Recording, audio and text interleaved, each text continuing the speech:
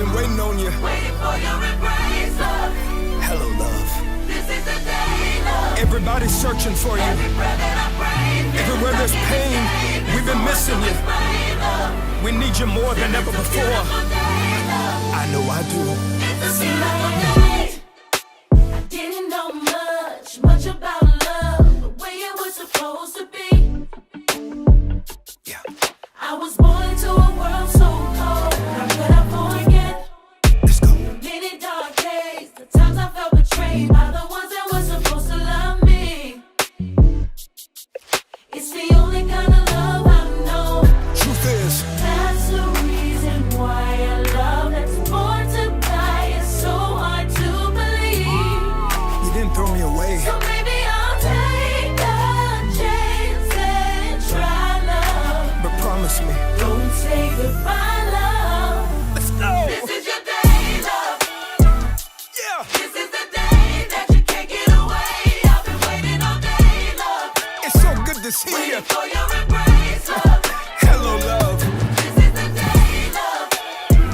Every prayer that I pray, feelings I can't escape. It's so hard to explain, love. You're like a mystery. It's a beautiful day, love.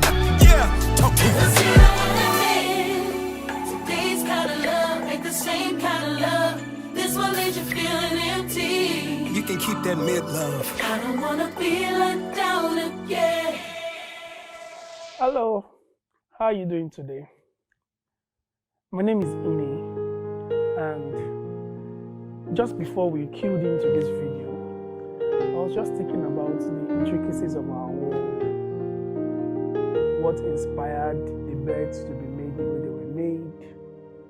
What inspired the fishes to be made the way they were made in the ocean? You know, what inspired the trees? Then what inspired us to be formed?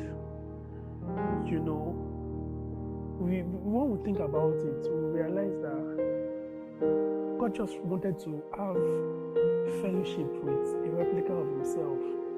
So he mirrored us to himself. And, you know, then he made us in families, small silos. Then he made us with the ability to have friends. You know, God also made it possible for us to, you know, grow and have relationship, you know, and somebody will eventually fall in love. Then, you know, you get married. Then you have your own kids. You see, then you get old. Then you ultimately now go back to God and you spend eternity with Him. It's such a beautiful expression of someone's heart.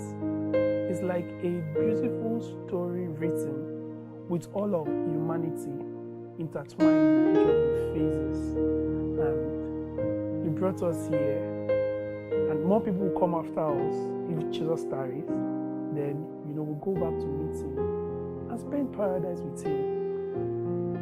You know, people think about this and they call it love because of the way it makes you feel. When you think about it, it makes you feel good. You almost don't have goosebumps.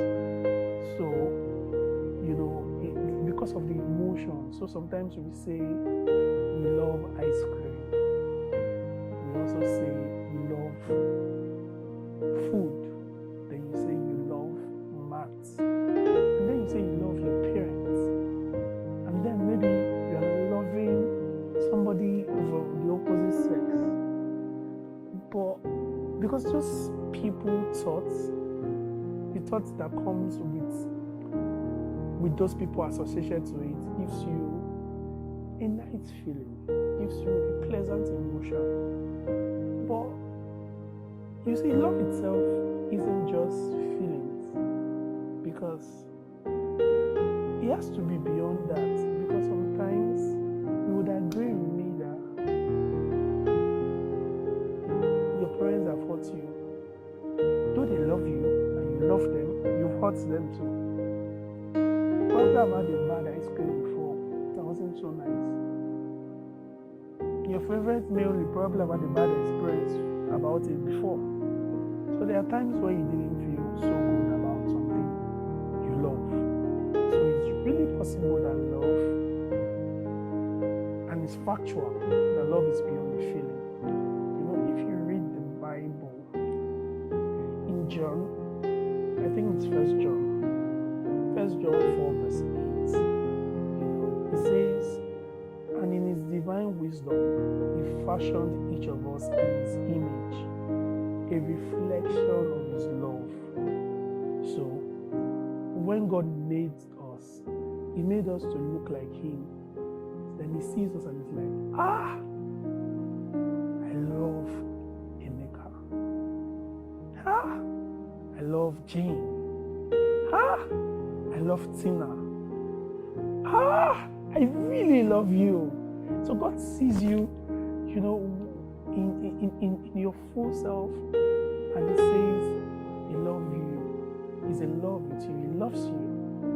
So what are we going to do with such love? Because when God made us like this, as an object of his love, that's how the Bible describes us. It describes us as, you know, objects that God really, really loves us and admires. You would see that because God's love for us has now become immovable. There are many times that we've broken God's heart. You see Adam and Eve, they come and they disobey God, and God is hot. But did God throw them away? Not really. He dealt with their action, but he made sure that who they are was still the object of his love. They had consequences for their sin, but them themselves had a way for redemption.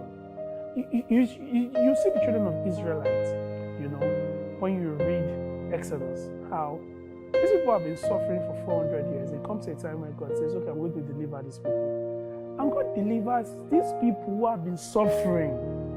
You've been suffering for years, and now they're moving out of the wilderness. They are disobeying God right in the wilderness. The same person who is delivering you is the same person that you are disobeying.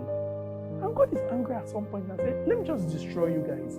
Then Moses steps in and says, no, Lord, don't do this. This doesn't show your true self. You know, you've redeemed them. What will people say that you brought out these people to kill them in the wilderness? Then, so God is angry at the people he's loved, but he chose to say, it's all right. I will leave them. I'll forgive them. Then years later, he shows up in flesh and says to us, I will give my life so that I can have a relationship with you again. I will literally die for you. Then he died for you. Literally. With the hurt, with the pain, with the heartache, with sometimes disobeying him. He died for you.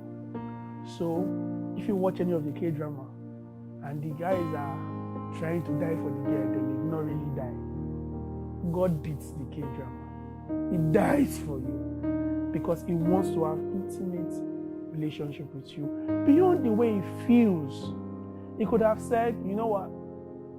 Let's make do with these human beings. They are too far gone for redemption. But that was not his thoughts.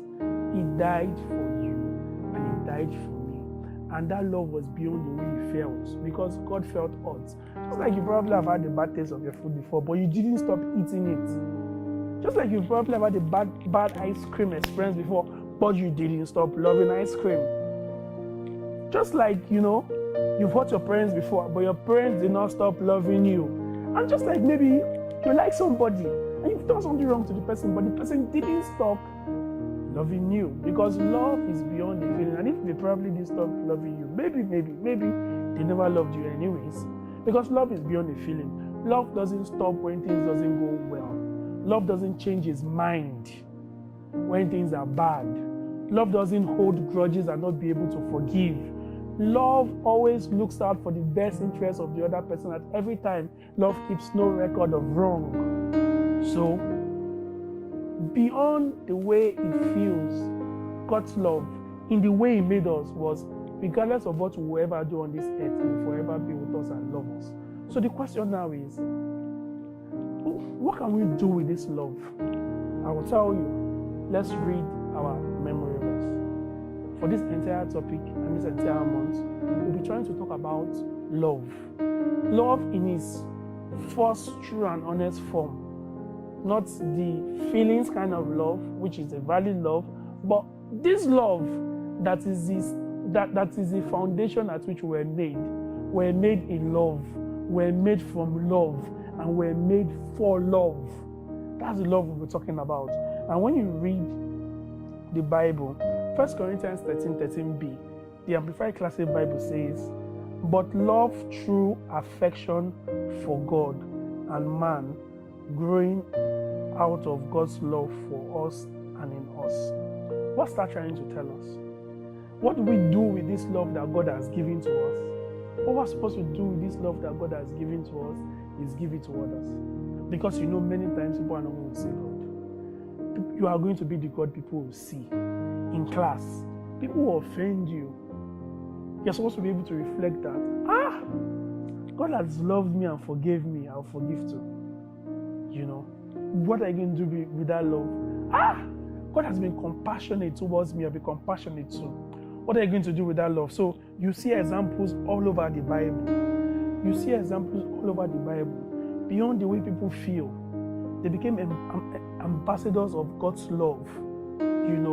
People who could have made people regret their actions, but they showed mercy. They showed God's love. They showed kindness. As we progress within series, you will see different people who has exhibited God's kind of love to humanity, and it changed the lives of humanity. But today I'm trying to help you remember that you were made in love. You were made from love, and you were made for love. You are a lover.